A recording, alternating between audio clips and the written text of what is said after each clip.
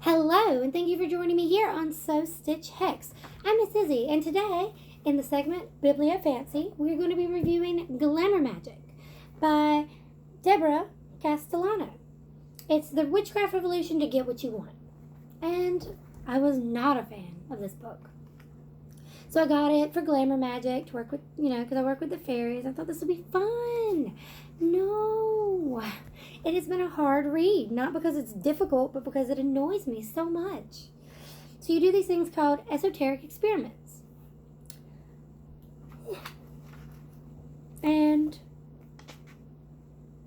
some of them are awful. So let me see.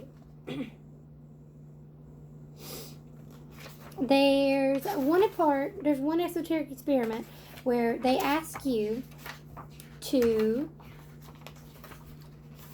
go out into woods that are not your own, that you've never practiced in, basically they imply woods that do not know you.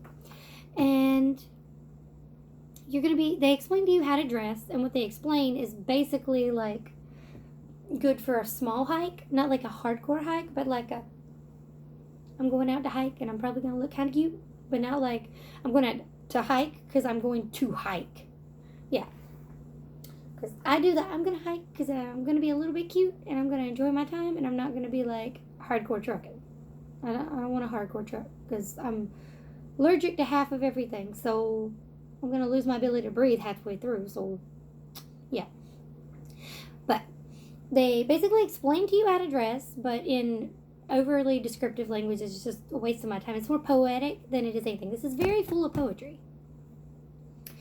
They're like, bring a canister of this tea, and it's kava tea, which I looked up. It's extremely bitter, and it's kind of gross, and you have to like specifically find it. Like you have to hardcore look for it to get it, like probably online, just get it shipped to you.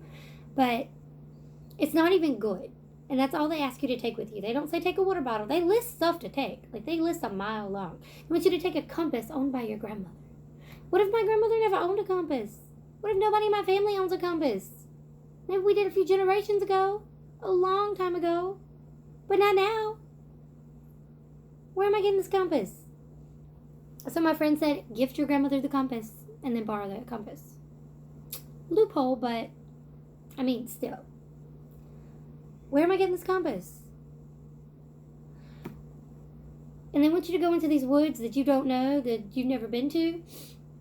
They don't say be mindful of whose territory you're on. Like, you're going to be up on someone's property, trespassing, and get shot. That's what's going to happen. You're going to get shot.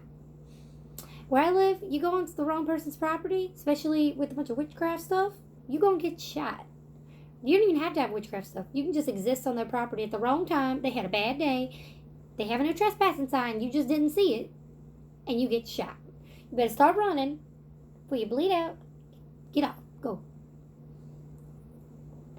They didn't even mention be mindful of like whose property you on. They have you bring a compass, and I don't think they mentioned a map, but they tell you to step off, go as far as the trail will take you. Step off and then go into a clearing. Being mindful of where you left the trail. You really think these people have the common sense to walk back to the trail? Get back to where they came from? They're going to walk into the wilderness and die of exposure. All they got is that nasty tea. They ain't going to want to drink that. It sounds disgusting. And they didn't even recommend putting sugar or creamer in it or anything. So basically, they have a gross tea, no common sense. They're not dressed for an overnight adventure. And they have a compass they probably don't even know how to work. That they probably didn't even get because their grandmother didn't have it.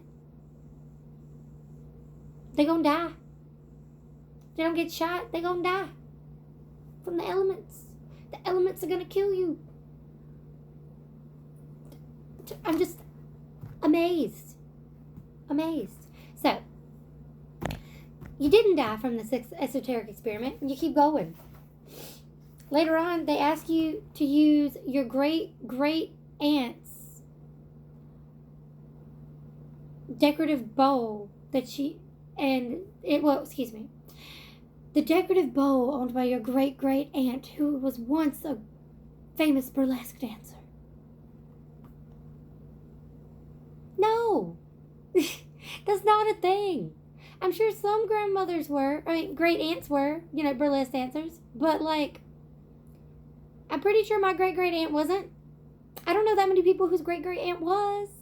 Nor did they know. Like, what is even happening? What? Or this other time, they vaguely mentioned making scones with some specific spices.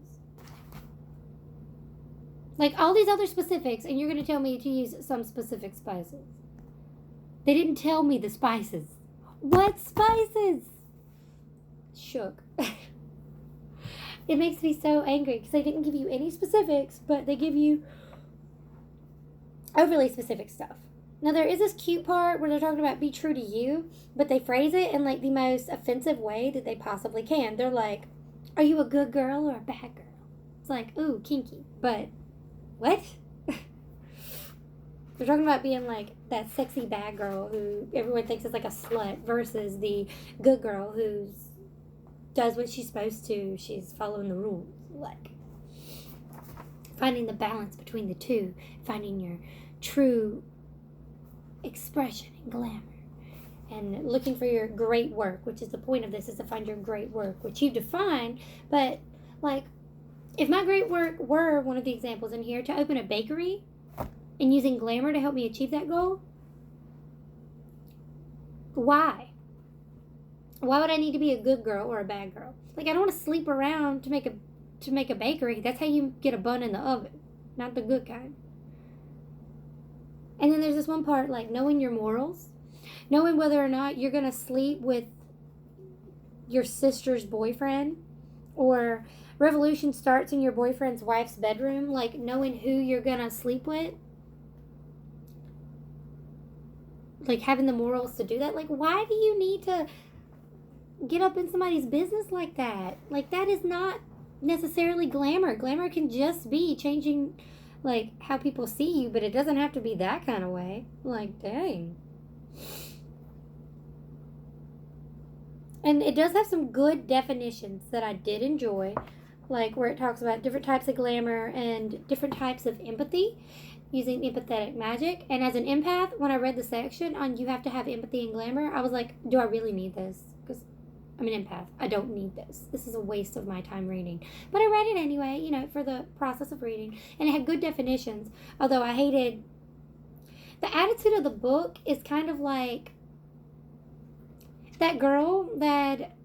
Oh, okay. It's the meme of the Khaleesi, which is like, it's that one. It's that. That's the mood. That's the mood of the book.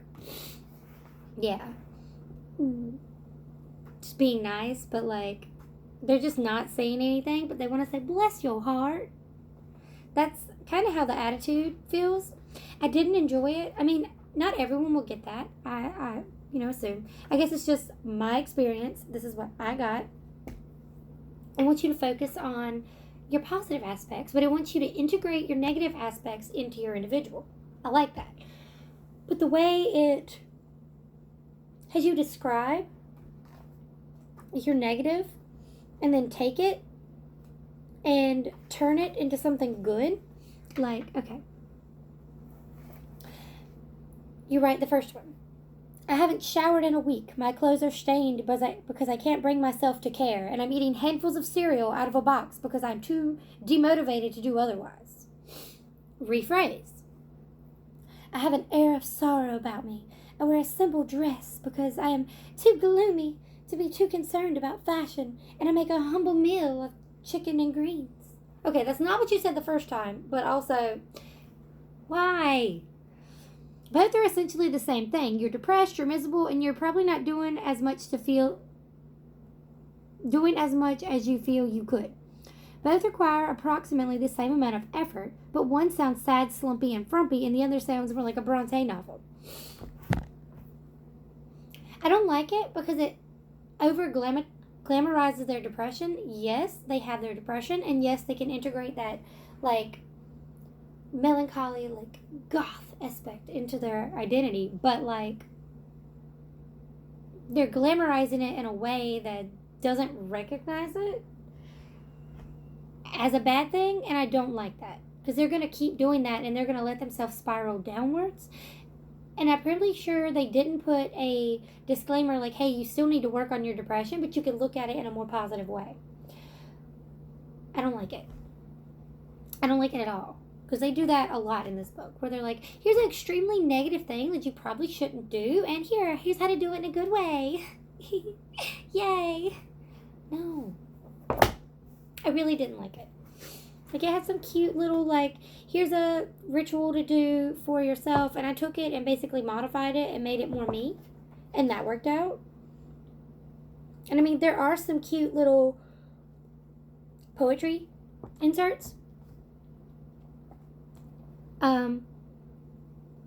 So for like Hecate, they're like, and I, the mistress of your charms, the close contriver of all harms, was never called to bear my part, or show the glory of our art.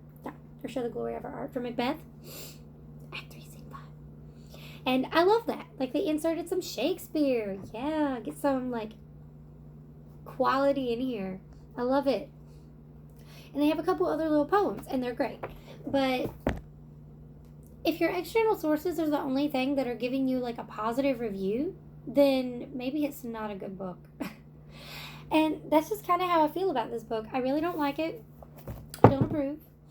Because it's probably going to appeal to the 19 to 21 range. And most adults don't even have the common sense to go out in the woods by themselves. Like, why are we sending what's going to end up being late teenagers, early 20s into the woods? Like, this is the topics that I was interested in at the time, but I didn't feel I had the common sense to handle it, so I didn't get it. Like, I bought one of them, but I didn't buy this one. I don't remember when this one came out, but it didn't come out when it was out, but I didn't buy it. I wanted other things. I wanted more basics on things. I mean, technically, I did buy books on demonic prosperity magic and working with demons, but I mean, I like studying that. That's cool. You don't have to do it to study it. That's a lot of people I know. Just reading it and seeing how this can go wrong very easily if someone were to practice it was very upsetting. That's just me. So this was So Stitch Hex with a negative review of Glamour Magic in the segment Bibliofancy. If you have a book you'd like me to read, feel free to suggest it. Because I can talk about it, point out the things that I thought were cool, talk about what I thought was bad. Alright. I hope to see you and cast a spell with you, or maybe read a book, in the next video.